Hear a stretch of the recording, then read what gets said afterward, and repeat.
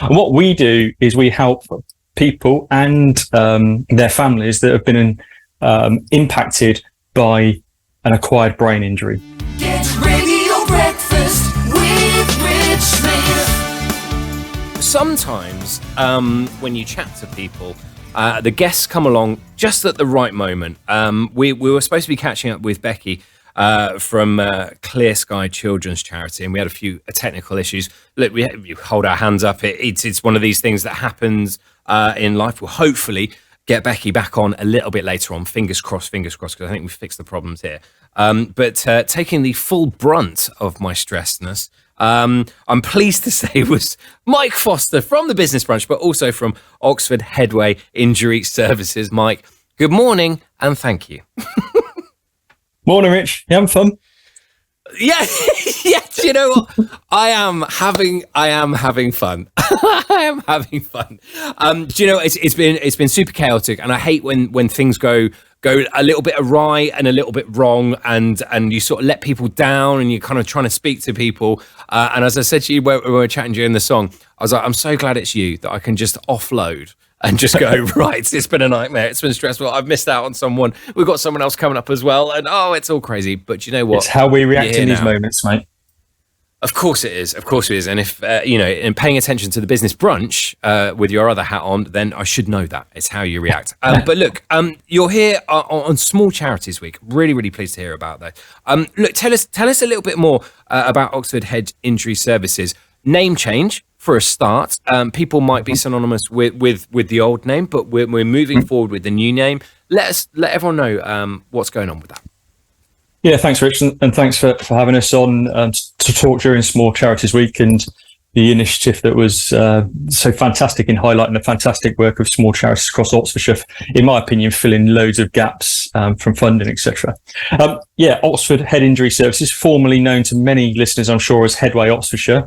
We've changed the name because we've removed our association with the UK brand, if you like. We've always been an independent charity, but we've decided to go with the name change to be a bit more relevant for ourselves and for many different factors. And what we do is we help people and their families that have been impacted by an acquired brain injury. So that could be something like a stroke or a neurological condition, or it could be a trauma, so something like a car crash or someone who's been pushed over, hit their head on the floor or the curb or whatever. So we provide support services to those affected by those type of brain injuries right across the county of Oxfordshire right now. But part of the brand change is enabling us to take that UK wide in due course. We also advocate on behalf of all those affected by brain injury in relation to local and national strategic initiatives. So we provide information on brain injury to those that are interested. And we also promote awareness in the general community, I guess, at large, to raise funds and create support to help those affected by brain injury in Oxfordshire. And it's a charity close to me, and we'll probably get a chance to have a chat about that a little bit, but that's a bit of an overview in terms of what we do. Our head office is in Kennington, and we have our ARC there, which is our Activity and Rehabilitation Centre, that has a number of activities that take place to help each individual with their rehabilitation plan. We've also got a well-respected gymnasium, which is full of equipment to help people with their movement, their coordination, etc., as part of that rehabilitation period. A fantastic charity and doing so much. It's one of these things that when you sort of mention the charity and what happens, it is.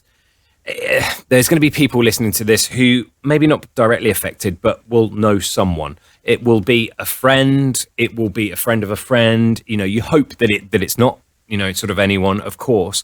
But it is something that affects a lot of people. And having that information and having that rehabilitation is so important. It's so important. And as with a lot of things, you don't realise what you've got until you need it. Yeah, and I think that's what what you've done across this week and Small Charities Week has done, is raise that awareness. And it's the same as anything, really, isn't it?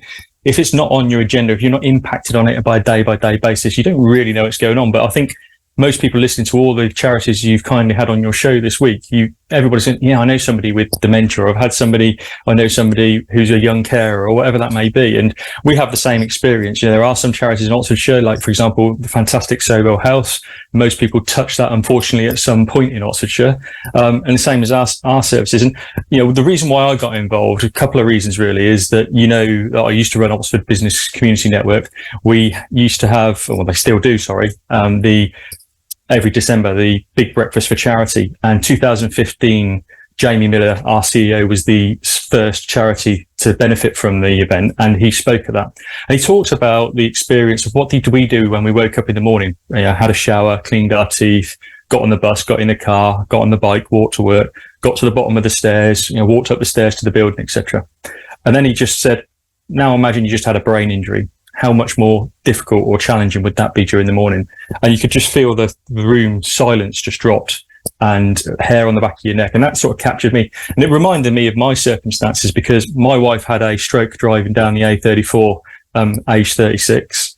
Luckily, she's fully recovered. My mother-in-law, she had a stroke a couple of years before that. She had full paralysis, but she has recovered, but not fully. She's never driven or worked again since. And I had a mate who got punched in Oxford city centre, fell on the floor, hit his head, and he's had a brain trauma injury ever since. And all three of those people went into hospital, came out of hospital without any support. And okay, there was rehab plans, etc., with physio, etc. But we fill in that gap. We've got navigators up in the hospital that are talking to the families, talking to the individuals, and signposting them and telling them the support that we offer, but also what other support offered might be around finance. It might be around other activities support as part of their structured rehabilitation care plan. No, yeah, and when it's so personal as well, and people that know you, Mike, and I know a lot of people sort of know you across the county. When something's very, very personal like that, I know you throw yourselves into whatever you do with so much passion and so much energy, and this is even more so because of that personal connection, and I'm sure of that. So thank you for sharing all of those stories. I've asked everyone who's come on, and I've been a bit more serious about how to go about it, because it is serious. It's a tough time for charities at the moment, and I don't like saying that, but it is. You know, we're going through cost of living crisis. We've come out the back of a pandemic, and disposable income for lots of people might not be there. But what does the charity need? What does it want? What can people help with? Because there is that. Despite all of that, you know, there's intrinsically in us humans, there is that desire to help. And listening to you and everyone else this week with their stories, there will be people going, I want to help, I need to help. So what can people do? Yeah, I think probably as you've heard right across the week, is that, in my opinion, there's sort of three ways. There's, you know, lobbying those that are in power in Parliament to make the change in terms of the funding. So some of these small charities get some of the share of the funding and can help fill the gap that you know, isn't fulfilled by some of the government services. Secondly, donate, and you know, we all have things that we get attached to. So which charities you can support. If something like Oxford Head Injury Services is close to you, then obviously we'd love your support. But again, there's wonderful charities that you've mentioned over the week. So there's different ways you can donate, whether that's directly with cash or whether you can get involved in events. You know, again, you've heard about different events across the week from that side of it. So you get events, get friends to sponsor you. So it's not all about your own money, etc. I think the third area, which is just as important to us, especially, and I'm sure that is to any small charity as well, is awareness. You know, keep talking to people, keep spreading the word on our behalf to other people that have suffered head injuries. Signpost them to us so that we can help them. You know, ultimately our aim and our objection is that everything we do has a purpose, and we want to make an impact in the groups that we want to support. And, you know, that's the individuals that are impacted, and importantly, their families.